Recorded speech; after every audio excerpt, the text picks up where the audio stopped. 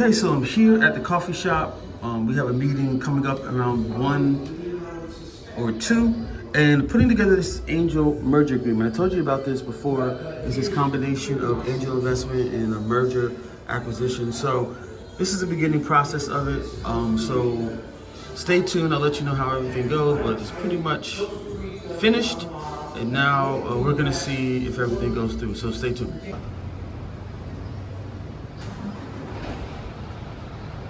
All right, so just left the coffee shop, about to head to my office. But I just want to share with you really quick. The reason why I showed you that agreement, not for the sake of just seeing the agreement, but I want to just emphasize this point that value really honors speed. And I've shown you from the very beginning where it was like an idea that was on a napkin. Then it was just like some scribble on a doc.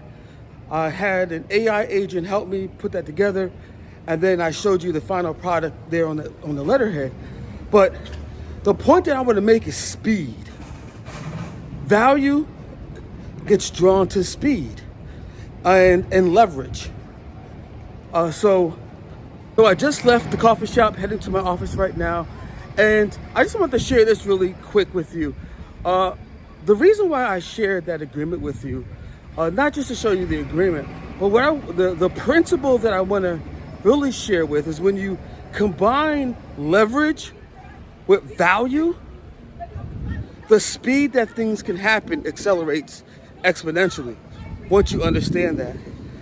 And one of the things that, like I said, I keep on emphasizing, this is a game of leverage, and finding your spots on this game of entrepreneurship is critical so you can move faster, because there's so many opportunities, there's so many things going on, and it's easy to get distracted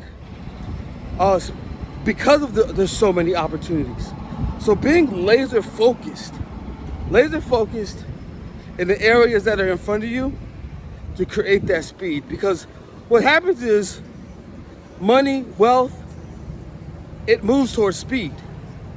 And if you're not moving fast enough, that value will go somewhere else.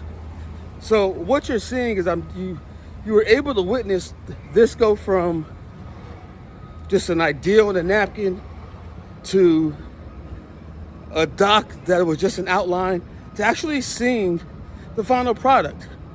And that's what I want to document. That's what I want to bring you inside to see that in real time. So with that said, I'm about a couple minutes from my office. We have this meeting coming up shortly to iron out some of the details, and we'll see, what happens. And I'll let you know whether it goes through or whether it doesn't. Either way, it's a win. There's that saying, it's like, it's not a win or a loss, it's a win or a learn. So if it doesn't go through, we just get back and say, okay, what did we learn? Let's go. Okay, let me show you the equation that I keep in my head all the time when it comes to wealth and value creation. So here we have it. When you get a chance, you can take some time to Google it. Just put wealth dynamics equation in Google, and you can go study this a little bit more deeper. But this is how flow really works. Here is the value that you're providing increases the speed of the flow. And then the leverage increases the volume of that flow of wealth. So when you put these two things together, that's how wealth is created. So when I'm showing you that agreement, you're starting to see the value is captured in that, and the amount of leverage that's being created, with the vlog and all the other things that's combining to create leverage. You see the flow, the speed of that happening, and that's what makes this thing exciting, because I'm documenting this. We're gonna all be able to go back and watch this. We're gonna all be able to go back and really see, like, wow, these were the breadcrumbs. So I just want to just drop this really quick. If you Google wealth dynamics, you can, in the wealth equation, you can kind of see, how that works. Here goes some other things as well. So with that said, check out Yeah, I had to come and take a walk. To be honest with you, I'm feeling a little overwhelmed, but overwhelmed in a good way. Like I was saying earlier, the speed of things that are happening so fast, and it's about like just making sure. Think about Tetris. That's a good example. If you ever played the game of Tetris and the bricks are starting to come down, you have to organize them. That's how I feel right now, and that's what I'm doing. I'm just like organizing everything. But at some point, it started to feel overwhelming. So I was like, okay, let me get up, let me take a walk, let me breathe, and then I'll come back to it. But that's the best way to describe it. It feels like I'm playing this game of Tetris, that I'm making sure all the bricks that are falling, that I'm putting them all in the right piece. The other feeling is this feeling of nervousness, nervousness because you want to make sure that you and your team deliver at the highest level possible.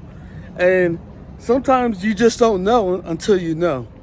And so there's a feeling of nervousness as well. You see a lot of content out there. They won't tell you, like, they show you the successes, but leading up to the successes and really signing those deals and really making sure things are structured correctly, you're nervous. You're scared.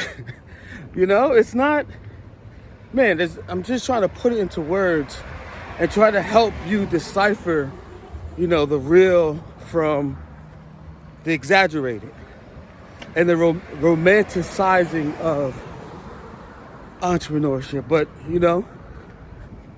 it's you get imposter syndrome. The thoughts of, man, am I out of my league with this? What did I do to deserve all of this? Like, all of these thoughts go on, but it's not really talked about. So I just want to just bring that to surface as I'm feeling it right now. So stay tuned. Some people break under the weight of success. Success is heavy, and you have to build the muscle to even carry it. I talked about this in another episode about, preparing the pain and growth, but it's heavy. It's heavy. And not, a lot of people break under the pressure of it. That's why you see, a lot of drugs, alcohol, just a lot of addictions and stuff can be created because you're trying to cope with even the success.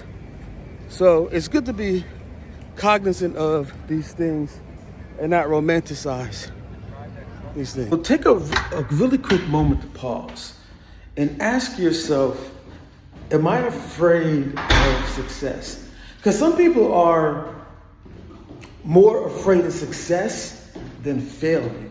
And what happens is that causes you to freeze up and also stifle whatever is meant for you to be for you. So take a moment just to pause and ask yourself, like, are you afraid of success? I just find it interesting that there could be no movement for extended periods of time, like where you're doing the work, your head's down, and it just feels like nothing's happening.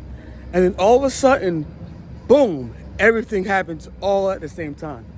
And nothing can prepare you for that. There's no book out there. There's no course you can take to prepare you for that, because you don't know when things are gonna connect for you or make sense for you. The only thing that can teach you is experience itself, is going through that process. And like the example that I was giving you before, is making sure you're managing the pieces that are falling, the Tetris example, managing the pieces that are falling and putting them in the right place. And that's where you build that muscle at. So with that said, I'm heading home right now. It was raining earlier, so I was in the office longer than what I wanted to be because I didn't even have my umbrella. So I'm heading home right now, If you made it this far, you might as well just go ahead and subscribe, because you just don't know what's gonna happen next episode. Peace.